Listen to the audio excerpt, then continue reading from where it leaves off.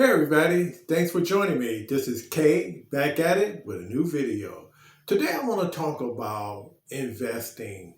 I'm not a licensed broker. I don't claim to be.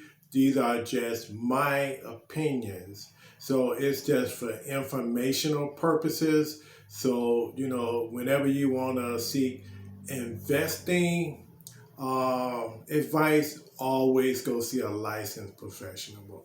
I'm only sharing with you my experiences and the three things that I'm finna talk about.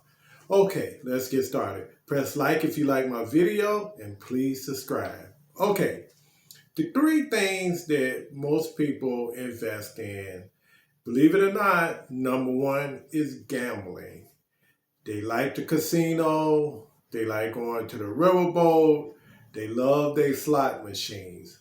However, most 99% of the people that go to these places tend to lose more than they win. So therefore, gambling, especially the slots and the blackjack table and the rest of that stuff, is all designed for you to lose.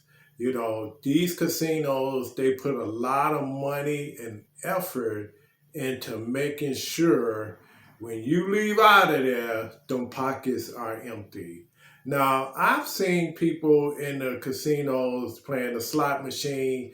They might have like 3, 4 machines, and they'll just keep on feeding all 3, 4 of those machines, and then they get to a point where they can't leave or go to the bathroom because they don't want someone else to win their money, because they figure the more they put in it, eventually it should turn. And the way these slot machines are rigged is that they make you think that you almost won. So you might get 2 lemons and an apple. So you think that the next time I'm gonna hit. And then so you keep playing and playing and playing and playing, and eventually you leave out of there broke. Okay? The next one is real estate. Now, I've been in real estate for over the last 30 years, dealing in rental properties, working for management companies, things like that. Now, real estate is a great thing. Let's say if you need some place to live.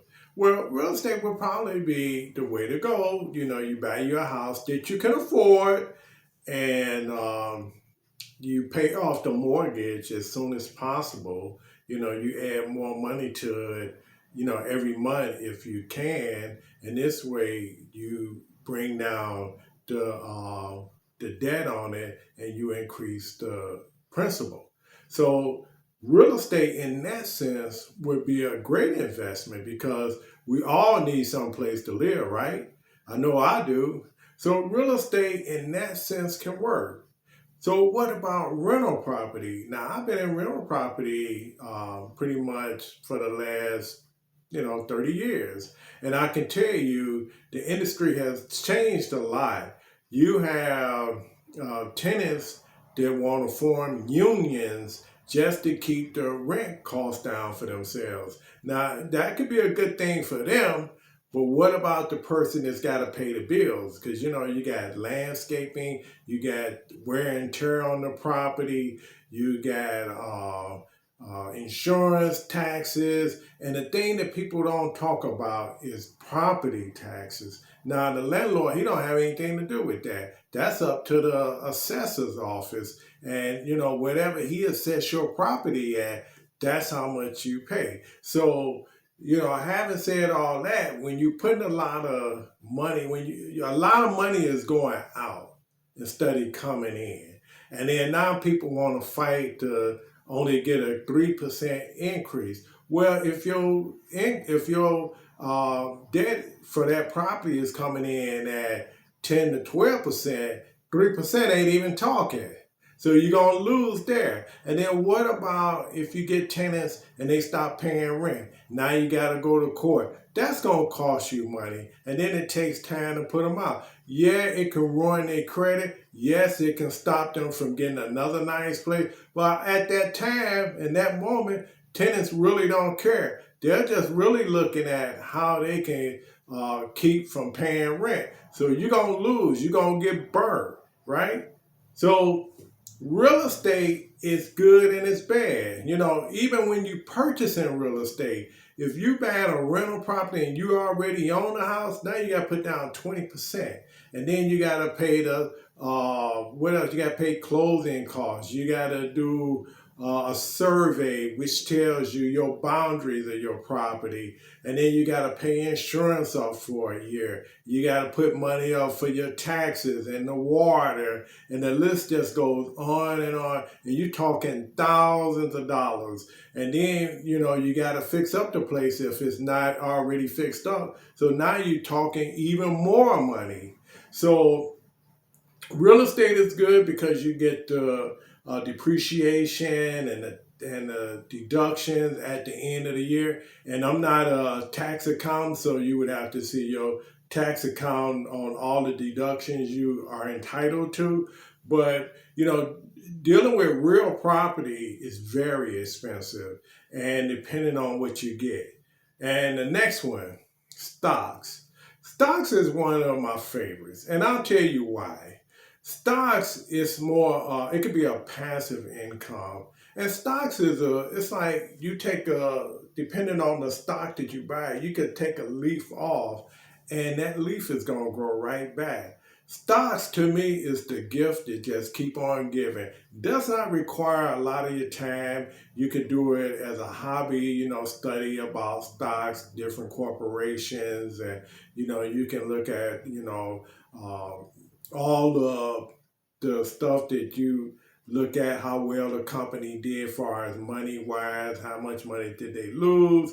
You can see the description of the company, and it's simple. You know, it's you can buy some Home Depot and not have to worry about it because Home Depot is being well managed by a team of experts to make sure that that company does what it's supposed to do. As well as like a Microsoft and Nvidia and Tesla and all these people. Yes, stocks go up and they go down. Right now, at the time of this video, stocks are way down. But then what do? If you got extra income, you buy more of it because now you're getting it at a cheaper price. And then when the stock goes up, now you're making money again. See? So stocks, to me, is probably one of the most liquid assets you have. Let's say if you got a property, right, and you need to make a repair on it. Well, now you got to take out a loan on it, and you may have equity in it, but now if you tap into that equity, you're going to have a bigger mortgage.